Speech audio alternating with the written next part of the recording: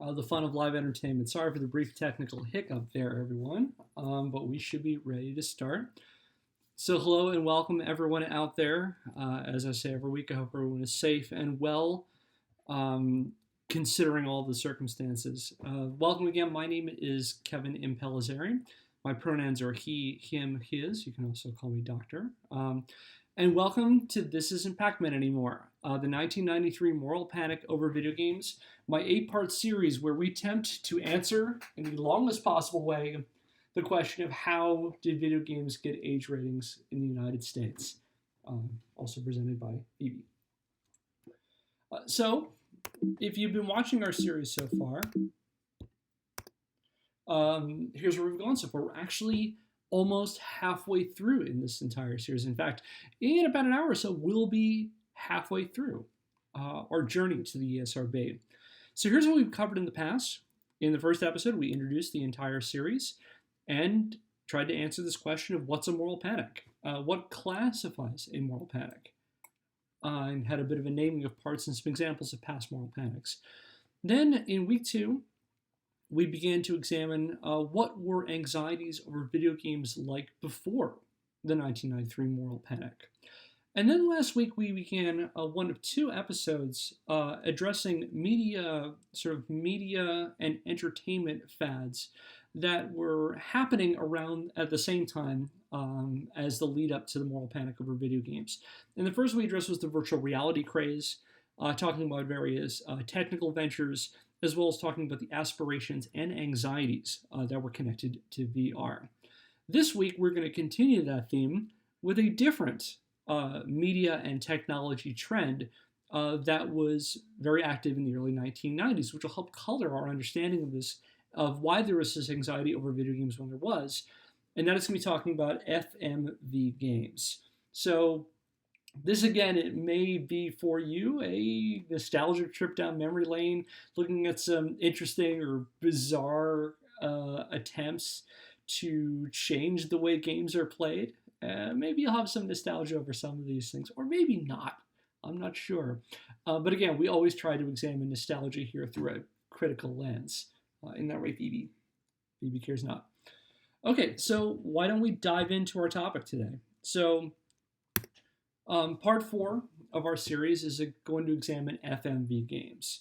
So, what do we mean when we call something an FMV game? In fact, actually, we'll go even further back and talk about what we're going to cover today, which is an introduction to the interactive movie / FMV genre, and the evolution of FMV games over several media formats between the 1980s and 1990s. And with that, cover things like notable systems, companies, and games that were involved in this FMV fad.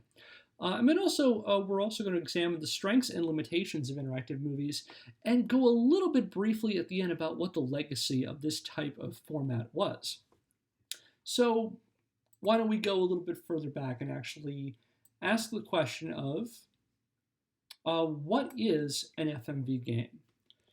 My definition, it's short for full motion video game, and my definition of it is a game that involves interacting with pre-recorded or live action or animated video scenes, some kind of cans, scenes or sequences that aren't computer generated, or what's involved in an FMV game, and having some degree of interactivity with those things.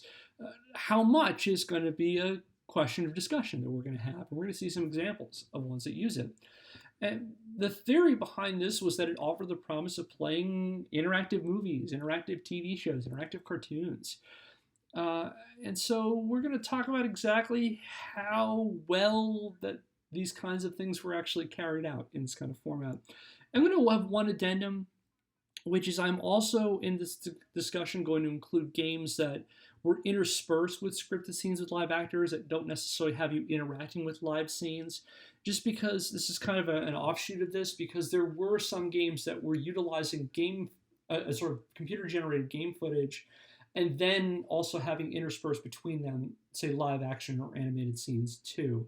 So we're going to cover that as we go. And FMV games, they're not quite gone. They're having a sort of small resurgence over the last couple of years. One of the ones that got the most attention recently was the episode of Black Mirror that debuted on Netflix on December 28, 2018, called Bandersnatch, which involved effectively an interactive episode of the show where at certain points in the narrative, the viewer slash player were given prompts that they were able to make decisions for the main character and could take it in interesting and Black Mirror-esque ways. Other recent FMV games are Her Story from 2015 and one that's come out very, very recently, The Complex by Wales Interactive.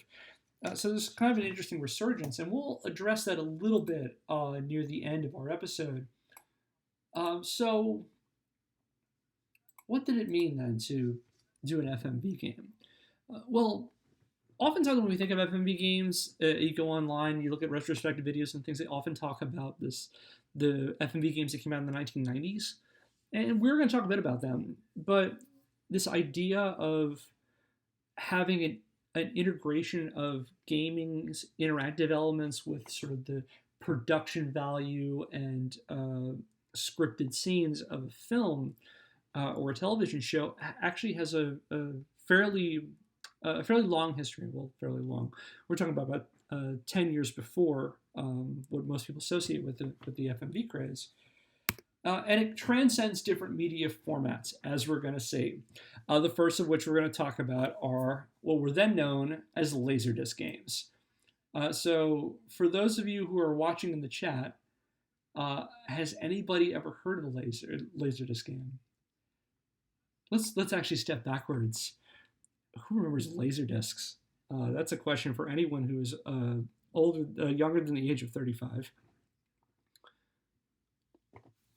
All right, so let's start with what a Laserdisc is. So Laserdisc was a novel media format that gained attention beginning in the late 1970s and into the early 1980s. So if you want to think of what Laserdisc is, so picture do I have to explain what CDs are? Well, in any case, picture a CD, a DVD, a Blu-ray. So here's my copy of Monster Hunter World Iceborne. We see this. Imagine this, but it was the size of an LP. So it's basically, and this is my copy of The Rise and Fall of Ziggy Stardust and the Spiders from Mars, a great David Bowie album. So imagine a CD, but it was 12 inches in diameter. And the idea was a digital media format, usually printed on both sides of it, with the idea that you would have some sort of film media on here. And there were some studios and technology companies that were trying to push this as the ideal home media format. Some of the push for that was that Laserdiscs could offer higher quality audio and video fidelity than, say, we're going to put this away, than, say, a Betamax tape or the VHS tape. There was also kind of another angle for why some studios were pushing for Laserdisc over VHS tapes, which is that Laserdisc is a lot harder to pirate, whereas VHS tapes are fairly easy to record things on television or make copies and distribute them, and VHS tapes are fairly inexpensive. So Laserdisc has a certain push. There are Laserdisc players that are developed and popularized in the 1980s. And while this is happening, while places like Sony and Panasonic are trying to push Laserdisc as this sort of media format of the future, there are some people in the games industry that are taking note of that. Can we use this format of which can store more data, that can get a better audio and visual quality than what was available at the time, and say, for example, small Atari VCS cartridges and things like that? Is there a way that we can use that for gaming? And the earliest iteration of what it was called a Laserdisc game was introduced at the 1982 Amusement Machine Operators of America Conference, or the AMOA. It was Astron Belt, developed by Sega and distributed in the United States through Bally Midway. This was an arcade game that utilized actual film footage. And the idea of the way Astron Belt worked was that You see the gameplay footage in the bottom right corner of the screen, which is it was a shooter game, and you have your spaceship, and it would overlay this spaceship with footage from various films. It lifted scenes from the 1978 Japanese Star Wars knockoff called Message from Space, a 1980 Roger Corman movie called Battle Beyond the Stars, and some scenes from Star Trek II: The Wrath of Khan, showing scenes of spaceships coming up, and then you would try to shoot them, and then it would intersperse with explosions of you hitting these things. So the idea that it's going to be more realistic, quote unquote, and it's going to have this sort of film quality, or at least as good as film quality can be from a Star Wars knockoff and a Roger Corman movie. No offense to Roger Corman and his oeuvre. Than it would be in, say, a shooter like Defender, which came out only a few years before this. And so they try to push this idea of sort of a realism, and the introduction of Astron Belt again got some manufacturers thinking, could we use this and offer things like a higher audio-visual quality and higher graphics than we could ever do? But Astron Belt's not really the one that makes this popular. The one we really need to talk about is Dragon's Lair. Probably a lot more people have heard of Dragon's Lair certainly more than Astron Belt, and I would argue probably more people have heard of Dragon's Lair than played it, and I'll go into that in a little bit. But Dragon's Lair is the game that gets the industry talking about Laserdisc. It's the one that really makes everyone stand up and pay attention. So a little bit about Dragon's Lair. Dragon's Lair was developed by Cinematronics. The programming of the game itself was developed by Rick Dyer and RDI Industries, and the animation was developed by Don Bluth and his studio.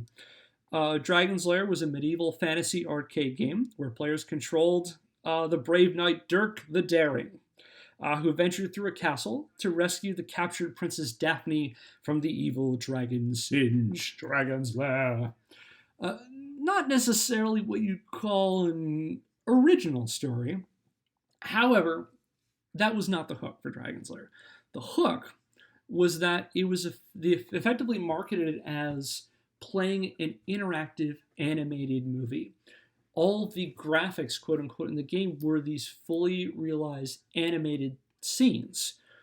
And you would actually see Dirk going through this lush, vibrant, or dark and dingy dungeon with all these bright graphics and everything. I keep saying graphics; they were more animated scenes, and it really gave the impression, wow, we're playing we're playing a cartoon, we're playing a real film.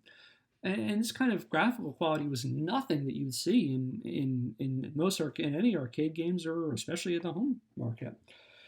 So, like I said, the game's creative director was Don Bluth. Bluth, during the 1970s, had been a director and animator for Disney. He was involved in such animated films as the Disney animated Robin Hood from 1973, The Rescuers from 1977, and Pete's Dragon also from 1977. In the 80s, he ventured out on his own and formed his own studio. And his most noteworthy film for the time was a 1982 film called The Secret of Nim. Show of hands, anybody who's seen The Secret of Nim. So Dragon's Lair is borrowing that kind of animation style.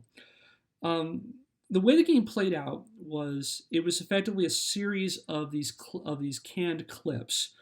Where Dirk would face various challenges, trying to swing on ropes, trying to avoid obstacles, trying to fight enemies. And the game's controls were one 4-direction joystick and one action button. And the game would have prompts that at each scene, you had to hit that button at the right time to have him advance and go further into the dungeon to try to rescue Daphne. And if you missed, you died and had to start over again. This is a coin-operated game. You had to put more quarters in after that. So, I mean, the game looked great. It still looks great now. And it showed off the potential of Laserdisc for the industry. And the more important thing for the industry is it sold really well. It was the big arcade hit of 1983. Now, the other thing you have to understand about this time period is that Dragon's Lair appeared a godsend in 1983 because in 1983 the industry is going through a significant market collapse, what is generally referred to as the crash, which took place. The early seeds of it were late 1982, but it continued through 1983 and into 1984, where, long story short, the industry's market value completely collapsed. This was mostly due to overproduction, market saturation, and a whole bunch of big blunders by Atari and their parent company Warner. I may talk more about the crash in detail in a follow-up series to this, so keep all of that in mind. But what you need to know right now is that the industry is starting to reel in 1983, and various people within the industry, various companies, are trying to find something to help save themselves. And they try a couple of different things, and one of them is to try to focus on Laserdisc games. So when Dragon's Lair succeeds in 1983, there's some that think this is the way that we're going to get through there. That not only is Dirk the Daring going to save Princess Daphne, but he may save the industry itself. And so this triggered a whole bunch of other Laserdisc games. Here's some examples, and I'll explain them briefly as we go. In 1983 from Milestone, there was Mach 3. Think of like your vertical shooter where you piloted a fighter jet, and the background of it was actual footage of landscapes, of visible, real scenes. Then there was Laser Grand Prix by Taito, in which you piloted a Formula One racer, and the scenes you saw in front of you were actual film footage of a racetrack. And so that you would have, in some cases, game assets like in Mach 3 overlaid over these real scenes. Laser Grand Prix's interface was a lot more limited, and all you saw was these real road scenes. There was also Atari got into the mix too in 1984 with Firefox. Firefox was based on a 1982 Clint Eastwood movie of the same name, and it was another dogfighting game, not unlike Mach 3 and not unlike Astron Belt, where you saw footage of actual fighter jets and scenes of the sky with graphics laid over them. And then, of course, there was even a follow-up to Dragon's Lair called Space Ace. And all that stuff I said about Dragon's Lair a little while ago, hero going to rescue a princess from an evil enemy, in that case a dragon. Just think of Dragon's Lair, but now it's in space. That's pretty much Space Ace. So this was the hope for the industry, was that... and they're also...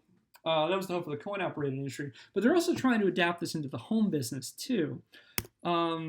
So at one point, Coleco was apparently developing, at least according to reports, was developing a Laserdisc game-based add-on for the ColecoVision, and had entered a deal with Cinematronics to develop a home version of Dragon's Lair, which would have been a big coup for Coleco. However, the financial burden of the crash killed that idea. In part, Coleco tried to pivot to home computers, and it was a very fascinating disaster. And I'll talk about the Coleco Atom in a whole nother series. And then there was the Halcyon. I mentioned Rick Dyer a little while ago. This is developed by Rick Dyer Industries. Rick Dyer, again, was and his company were the people who actually developed the game of Dragon's Lair. They decided they wanted to get into the Laserdisc gaming business, and they developed a home Laserdisc system known as the Halcyon. The Halcyon would play interactive Laserdisc games. It also was supposed to do voice recognition. So think of like an early version of the Kinect from a few years ago, where you would talk to the Halcyon and it would respond to commands. And you can probably imagine how well that worked in 1984. I'm not going to give a lot of details to Halcyon, but I do highly recommend H. Bomberguy. I did a great deep dive on Halcyon in a video called Halcyon Dreams, and I've put a link to that in the description. It's a really well done video on a very unknown story in video game history. In this image that you see here is Rick Dyer talking about the Halcyon, and you can see the system itself there.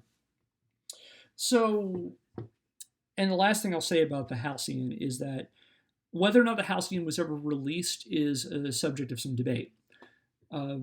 There were definitely prototype versions, and there is footage, again, referring back to H. Bomber Guy's really great video on the Halcyon. He has some footage of Halcyons being, programmed, but it's not really clear whether or not it ever made it to retail. There are occasionally online auctions that say that they're selling Halcyon, and there are some out there. They are extremely rare, so be prepared to pay a lot. And if somehow you have one of these by some miracle in your basement, you might be able to pay for some bills in this coronavirus-riddled time that we have now. So these are the hopes between these arcade games and projects like the Halcyon. So why didn't it work? Because ultimately, Dirk the Daring did not save the game industry in 1983 and 1984. And Laserdisc games didn't really work out for a number of different reasons. The first one I want to talk about is the cost, because cost was a big deal. And they were basically expensive for everyone involved, from game companies to machine operators. Those are the people who would rent or buy arcade cabinets to put, say, in an arcade or in a store, bowling alley, laundromats, things like that. And they were expensive for the players themselves. So consumers also suffered this too. So let's go piece by piece here. They were extremely expensive to make. And not all of them are as ambitious as Dragon's Lair is, but here's a sense of the cost and the time involved in developing Dragon's Lair. Reportedly, Dragon's Lair took 4 years and cost $1.5 million to make. That's about $3.9 million in today's money. So that's a pretty high amount. And so they're expensive to produce. They were more expensive for machine operators, especially for one I'm going to skip a little further down. Their equipment was expensive, and it was very temperamental. These things could break easily. And if machines broke, their parts were not cheap to fix. So they become an expensive investment for people who were operating these machines like Dragon's Lair and Space Ace. And as a result of those high production costs, that then moved on to the consumer, because Laserdisc games were double the price of your average arcade game. Most of them were a quarter. These ones were 50 cents. And people chafed at the higher prices. And if people want to get more bang for their buck, these were not necessarily great investments for that. And in a minute, I'll talk more about the quality of the games themselves that'll reinforce that point a little bit more. And this carries into the home adaptations of this. So Halcyon, if it ever released at all, and like I said, there's kind of some debate over whether or not it did, it cost about $2,500 that it was going to retail for. That, in today's money, is about $6,100. So you want to imagine a substantial investment? There you go. And aside from costs, aside from the fact they were temperamental, games like Dragon's Lair, and I'll talk about it more in a moment, have long load times. They have to get that data out of the Laserdisc themselves. In addition to all that, they're not really all that fun. They didn't offer a lot of gameplay variety. When we're using canned animated scenes, then they can't offer a lot of gameplay variety. They're going to play out the same way every time because that's how they're designed. And a complaint of machine operators at the time is that people would maybe play them once and the novelty would kind of wear off, and then people would move on to other things and probably maybe even cheaper games. And let's go into the fun factor for Dragon's Lair as our case study. Now, this is why I brought up at the beginning, is that most people probably remember Dragon's Lair, they've seen the footage, but not many of them have played it, and it's not really all that fun to play. So again, the way Dragon's Lair works is it's these. I'm gonna get this thing off for a second, just because that the footage of Dirk the Dairy dying is a little distracting right now. So this is way your average. So game of Dragon's Lair is. So you see how good it looks. Everybody knows QuickTime events here. So sequences where in a game you have a scene where you have a button prompt that comes up and you need to hit it in a certain amount of time to progress. I hope you love QuickTime events because that's all Dragon's Lair is.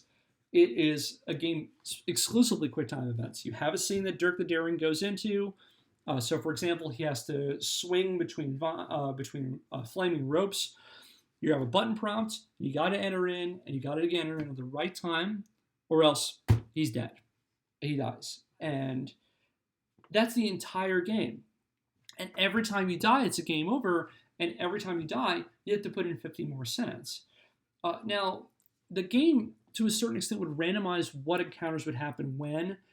But again, it only had a certain amount of animated scenes.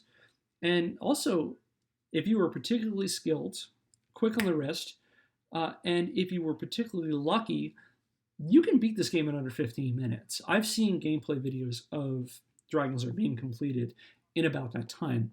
Minus the long loading times, and it did have a long load time between each of the sequences as it brought the data on. So it's not a terribly fun game, and so it's not a terribly fun game. It's a high investment. It is not a very robust game, and a game like Space Ace had the very, very same problem. So ultimately, we're seeing that Laserdisc games did not really save the industry. And as we know, Laserdisc did not really hold on as a format for a lot of the same reasons. The biggest reason was it was never at a point where it was affordable to mass audiences. It was always an expensive investment. And as a result, it never really replaced the VHS tape. And VHS tapes were cheaper to make, they were cheaper to buy. VCRs at the time, as the 80s progressed, became significantly cheaper. And you couldn't record live television, you couldn't record TV shows, things like that on them, and you couldn't distribute them as easily as you could with a VHS tape. So Laserdisc games, they go away. But the concept of the FMV game that the Laserdisc games tried does not go away. And there are some who try to adapt this particular format to what I just mentioned a minute ago, the more widely available VHS tape. And so by the late 1980s, you begin to see some attempts to adapt some of the principles of games like Dragon's Lair and do them, but on a VHS tape. And so you'd have VHS tapes of a certain amount of footage, and you would have a game system that would interact with them. And there were several that I'm going to mention here. The first of which is this one, the Worlds of Wonder Action Max. Developed by Worlds of Wonder, same people who made Teddy Ruxpin for all those children of the 80s. It was a light gun-based system. And the idea of the Action Max is that it hooked up directly to a VCR.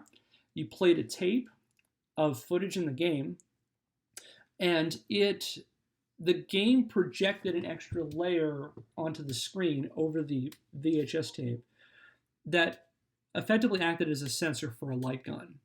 And so in much the same way as light gun games would, where they would be on a CRT TV, they would project a flash that the light gun would recognize, and the game would recognize it and acknowledge it. That's how this one kind of worked. They were all shooting gallery games for the Action Max. In a similar vein was Captain Power and the Soldiers of the Future.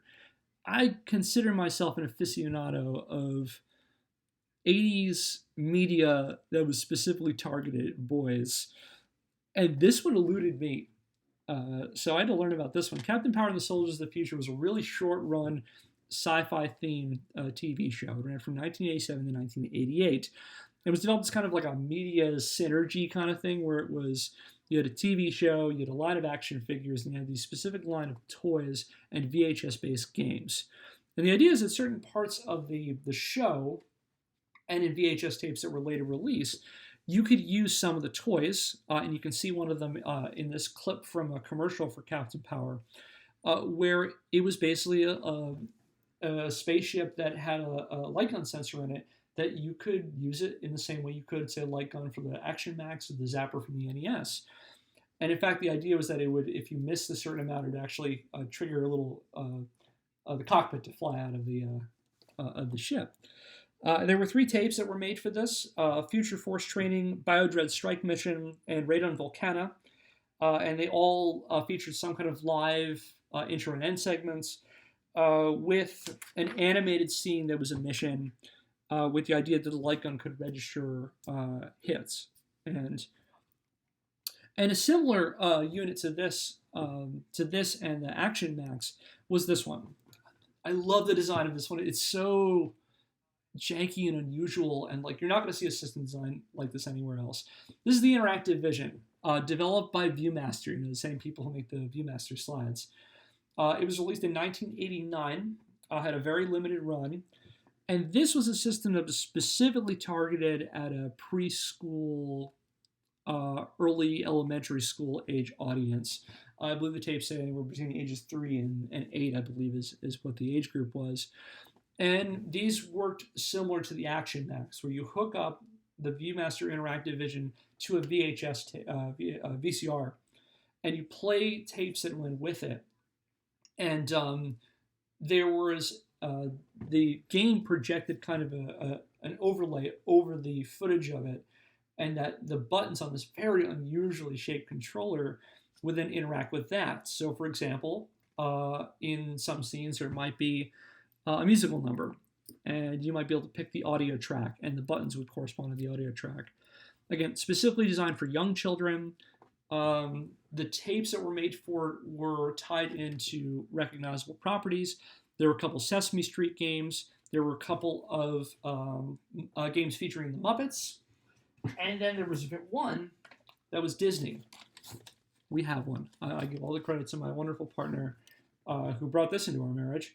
An Interactive Vision, and an actual some of the VHS tapes as well.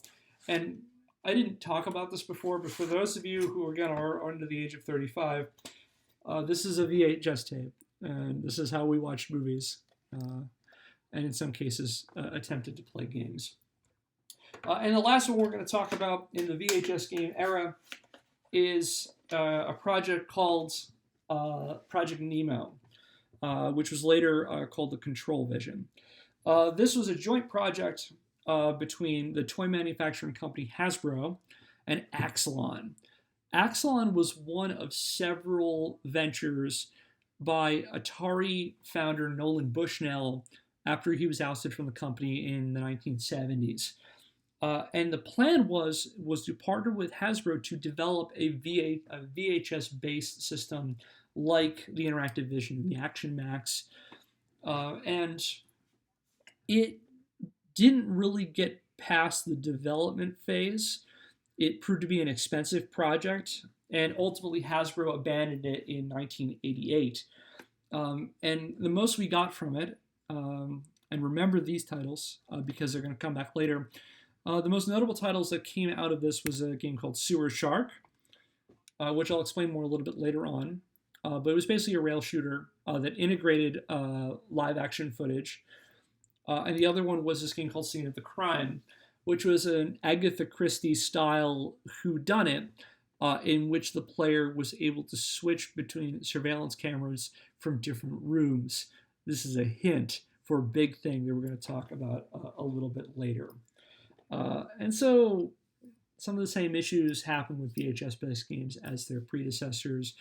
And specifically for these, they're very niche audience kind of things. And they, beyond these kinds of things, don't really have a lot of staying power in this. Although there was a whole subgenre, which I did not research, and I apologize for that, I might go into in a future episode, where there were VCR tie-in games where you would have an actual physical board game and then a VHS tape that went with it. But that's another story. So, but the FMV game doesn't die. It moves on from Laserdisc to VHS to CD-ROM. The latest media format of the future. CDs, again, going back to our monster, again, for the people who are more used to digital formats.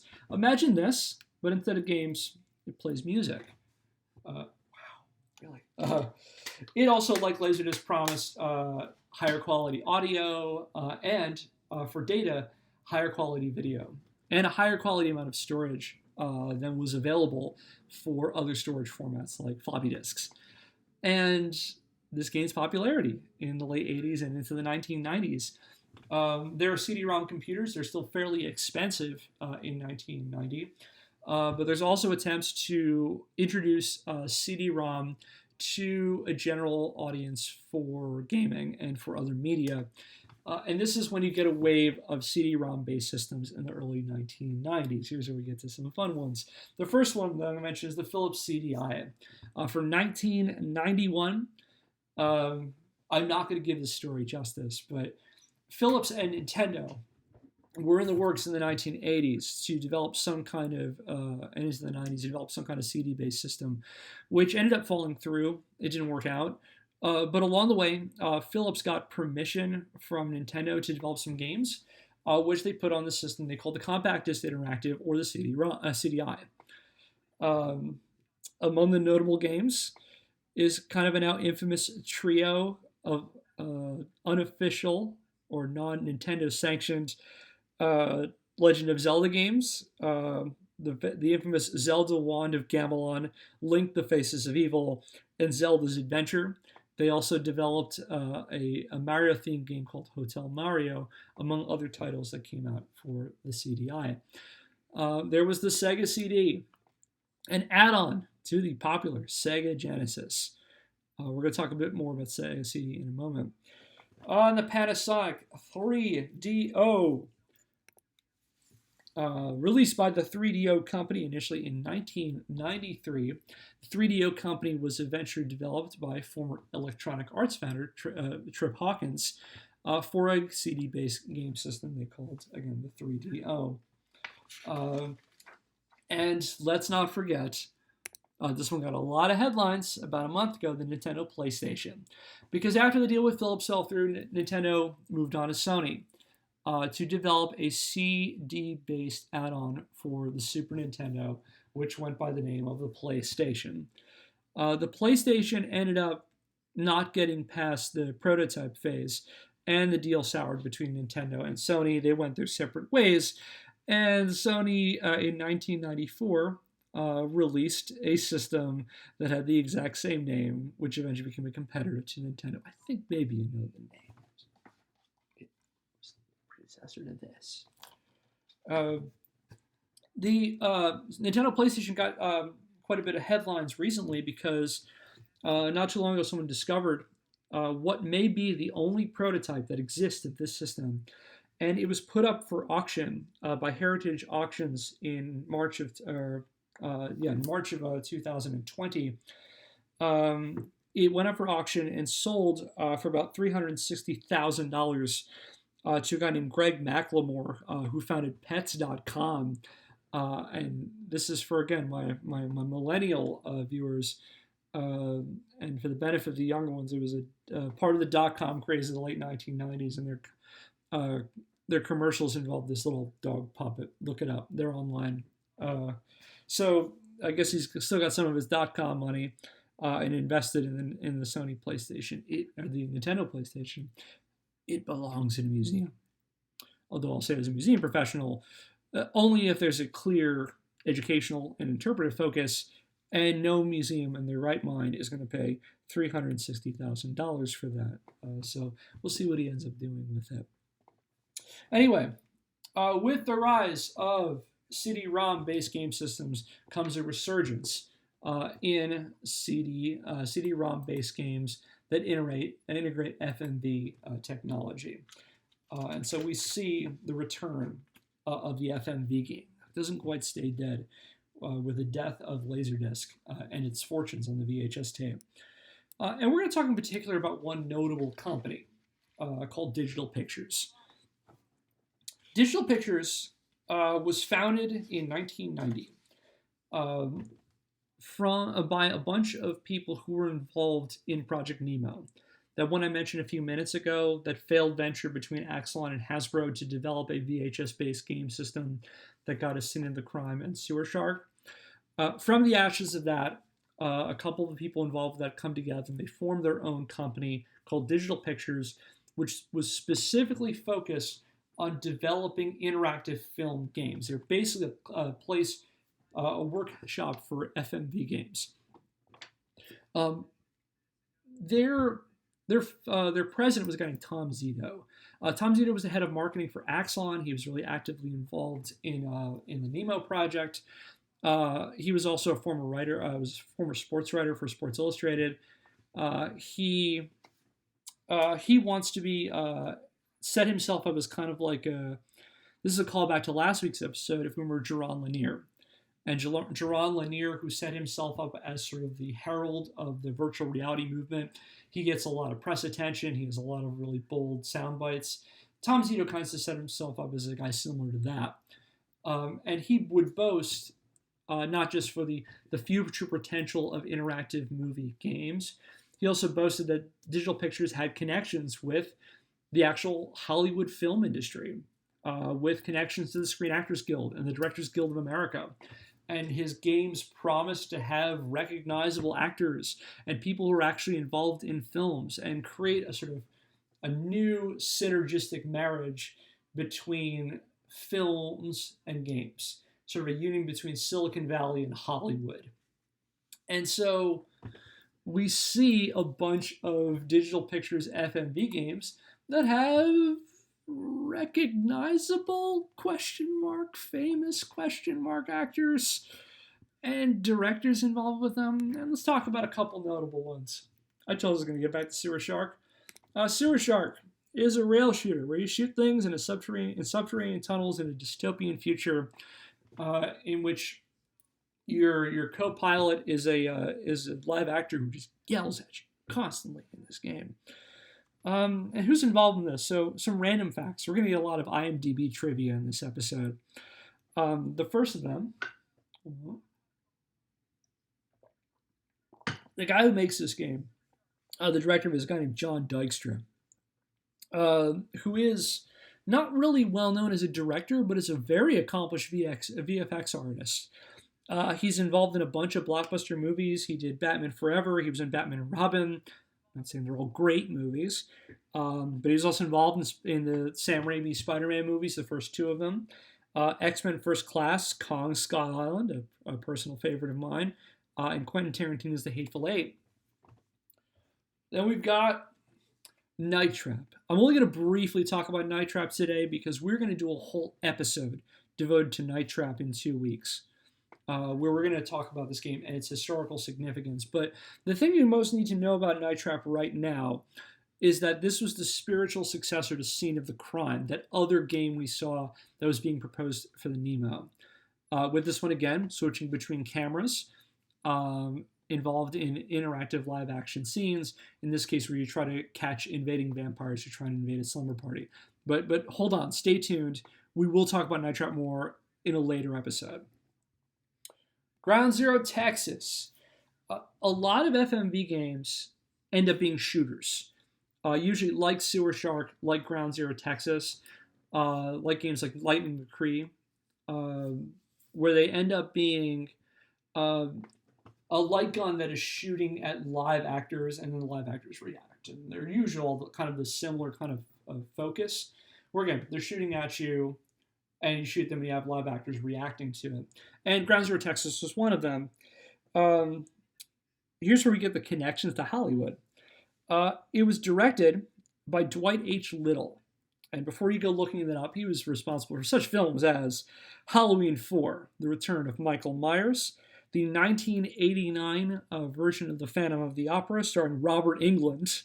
And you should check out this poster because they are very, very clearly trying to say Freddy Krueger is the Phantom. But go look that up after we're done here. And he also directed the Steven Seagal movie Marked for Death. And one of the writers was Edward Neumeier. You may not necessarily recognize the name, but Edward Neumeier wrote RoboCop. So we got some people doing recognizable things. Another one, Double Switch.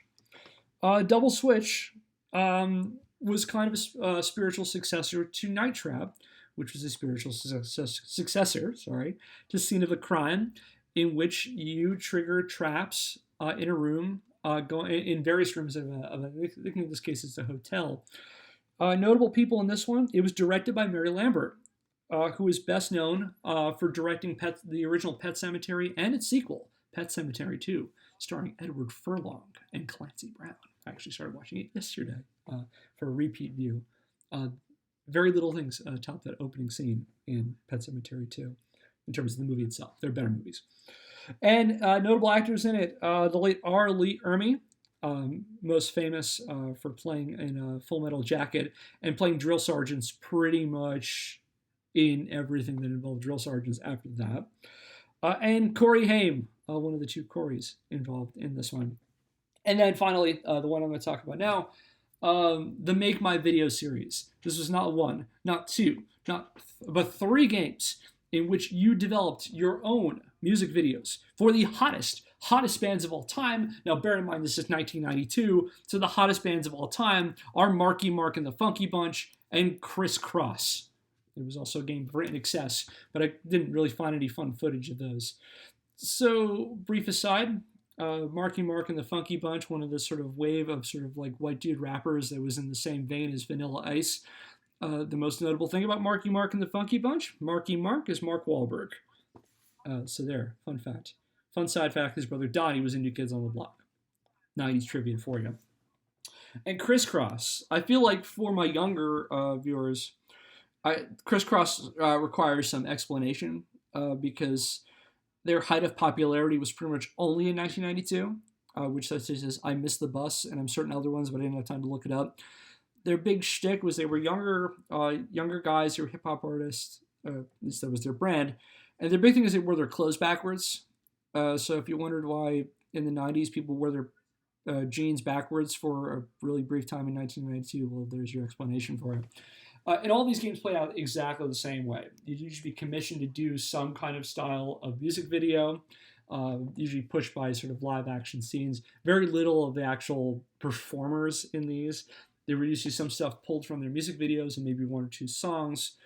And then you had to intersperse them with usually scenes from the videos and also kind of like royalty-free like video footage that you could put together to give kind of the illusion that you're making your own music video. So these are some of the games that are coming out of Digital Pictures. There were other producers, but this is really the most notable for our larger story that we're talking about here in this, and why video games get age ratings.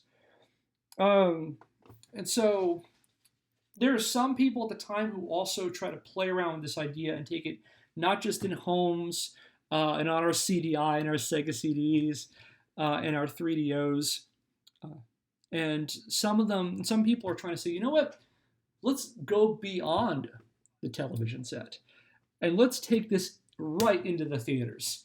And I have one film I want to talk about in particular, quote unquote film. This is I'm Your Man,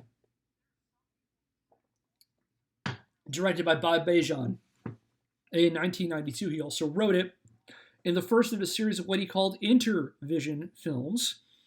I'm Your Man was about a 20 to 22 minute film where at various parts of the plot of this film, viewers received a prompt.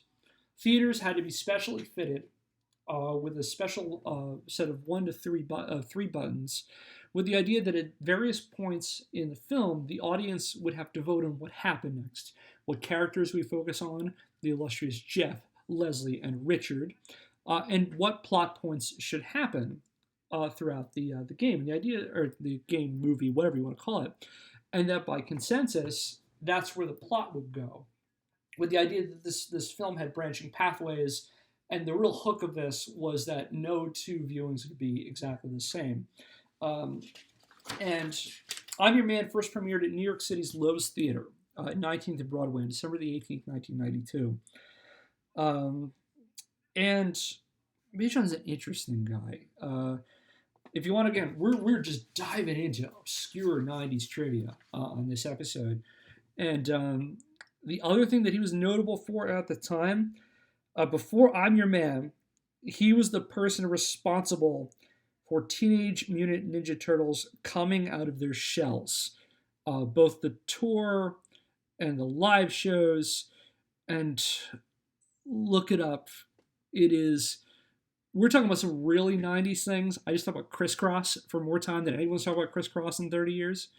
Uh, the coming out of their shells might top Crisscross in terms of cringeworthy 90s stuff. But go ahead and look it up for yourselves. So, what does all this mean? Why are we? What about this media? So, I will say this about FMV games: is that a lot of the conversations about FMV games parallel the virtual reality ones, where there's this kind of hope for a new future technology that in the future, going back to the VR thing where you're immersing worlds, where you can actually act out in your own movies and influence the what's going on the screen, and this sort of active participation in media, which was again a lot of Big Hook virtual reality. You see that also in FMV. FMV has a lot of challenges. I mean, there are some concerns that, again, like virtual reality, is if we're now having live actors here, that it gives this level of realism, which on the one hand, wow, great graphics and improvements in audiovisual quality. At the same point, what things are we going to be acting out? Are we participating in basically virtual snuff films? Where are we going to have buttons and we're going to murder people? So, like, what if it's not I'm Your Man? What if it's Silence of the Lambs and we're playing Buffalo Bill? Or going back a couple of episodes when we talked about that game of the Texas Chainsaw Massacre from 1982. We're actually acting out acts of cruelty, violence, or sex. My God. And so there's those concerns, but like virtual reality, a lot of the actual technology really fell short of where people thought it might be. So why don't we talk about some limitations to FMV? Because there are a bunch of them. They're expensive, and we're going to see some parallels with the Laserdisc stuff. I will talk about this horrifying thing in a second. They're expensive for everyone. They're expensive to produce. There are different kind of skill and technology involved than what's involved in traditional game design. And they also, like the Laserdisc predecessors, they offer little to no gameplay variety. When you have scripted scenes, they play out the same way every time. Night Trap is a great example. It's played out exactly the same way every time. You get the same button prompts at the same times, and you have to do it the same way every single time. So, like with Laserdisc, this is not a lot of variety, and interactivity is super, super limited. For the ones that are traditionally FMV, where you're actually trying to interact with animated or live action scripted cutscenes, there's not really a lot you can do with that. It goes into weird places too, with like, how do you make these things interactive? Look at Make My Video. You have to stitch together footage of other things, and that's the level of immersion we have here. And the equipment is also temperamental and expensive. I'll give you some prices for some of these home systems.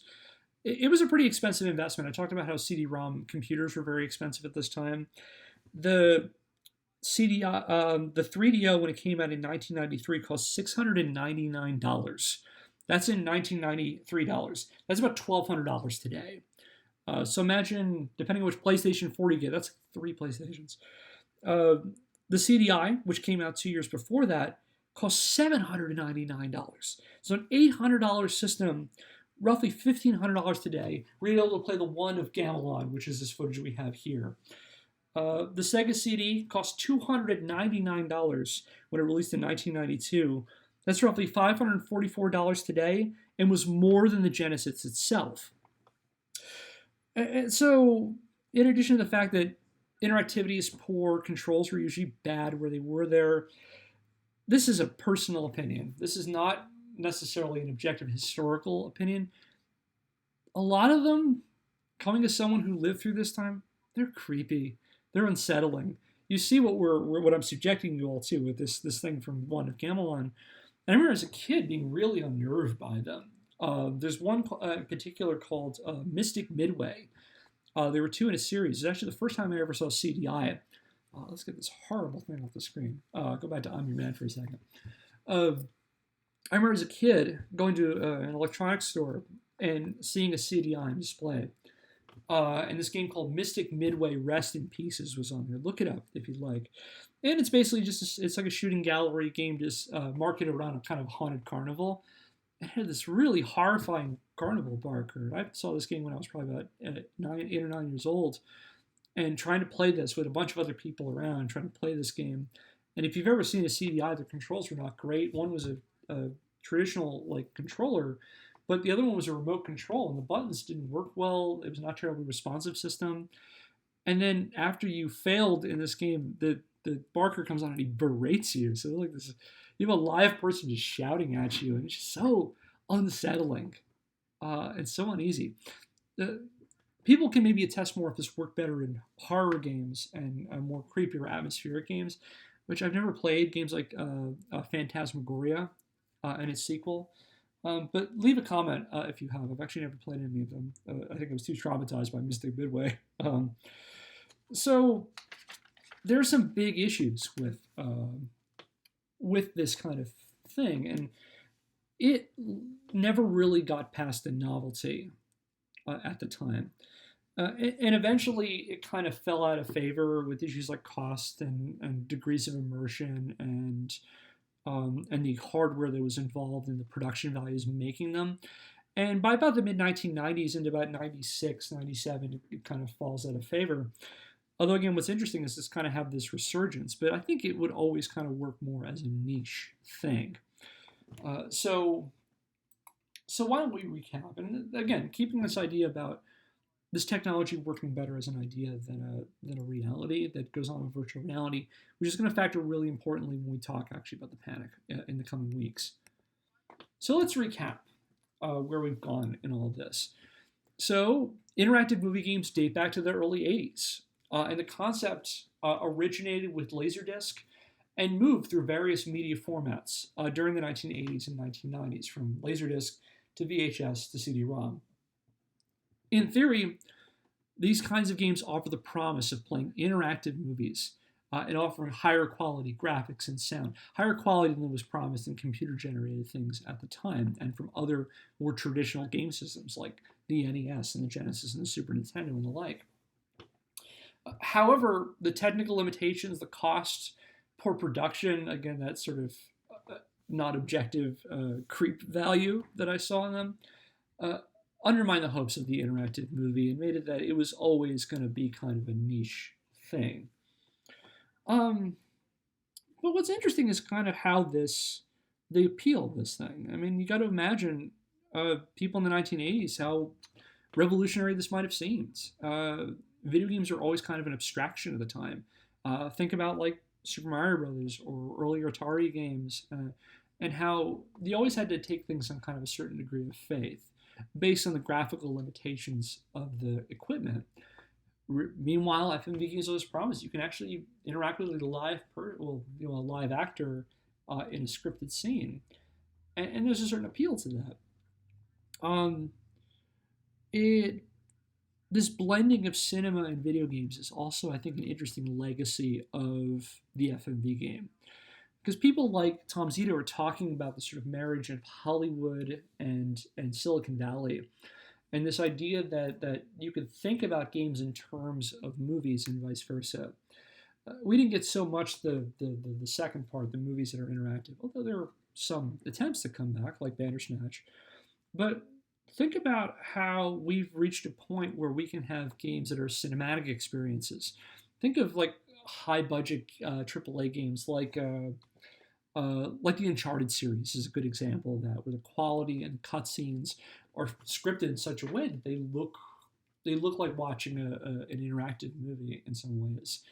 And thinking about games in terms of lighting and acting, which really weren't concepts in the mainstream games of the 1990s, but here they are. Go to a game like Mass Effect. I remember the first time I played Mass Effect, I think, wow, this is probably the closest I'm going to get to playing a movie. It's not the way that FMV envisioned, but in some ways, kind of parts of the legacy of FMV games still exist. And I'm not just talking about games like Bandersnatch, Her Story in the Complex, and actual FMV games. So I thought that, and beyond that, there's also games like Night Trap and Dragon's Lair, using QuickTime events. They are kind of the predecessors to games that use them now.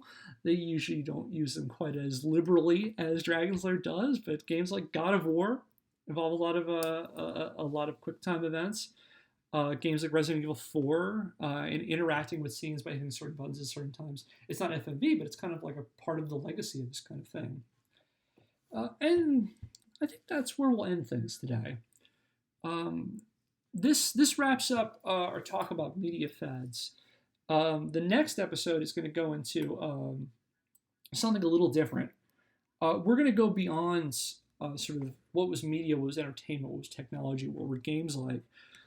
And we're actually going to get into what becomes the impetus for the panic over video games. So I hope you'll tune in on Friday, March the 8th, when we dive into an important panic that helps us understand why video games have age ratings. And that is what we're calling the crime panic of 1993 and 1994, and how anxieties over violence and crime eventually spill their way into video games.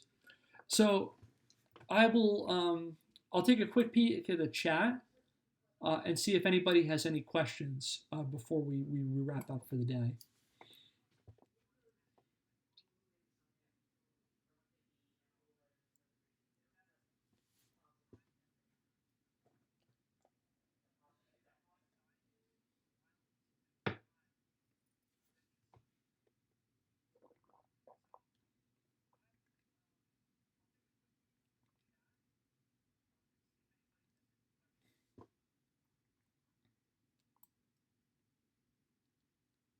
You have to bear in mind if anybody's typing, there's about a 9-second delay between the actual time I'm saying things and when they come up on the screen.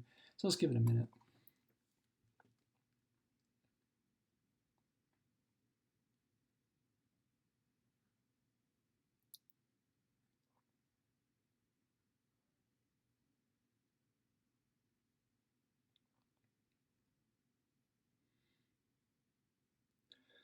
All right.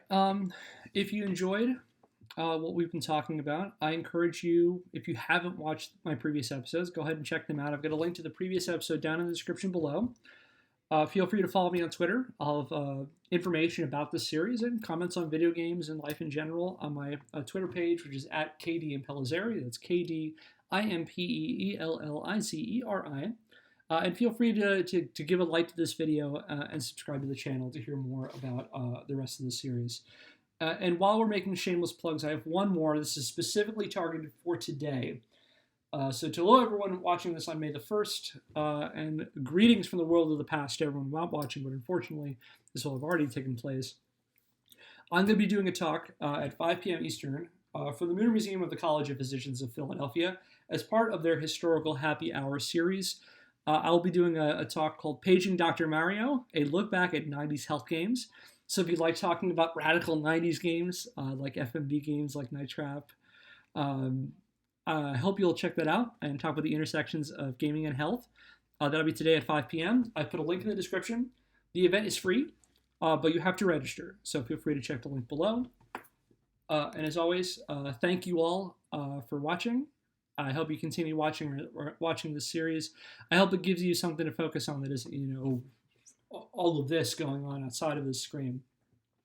But I hope that everyone's safe. I hope everyone's happy. Wash your hands. Maintain social distance, but keep emotionally close to everyone. And take care. Be safe, everyone. Thanks for watching.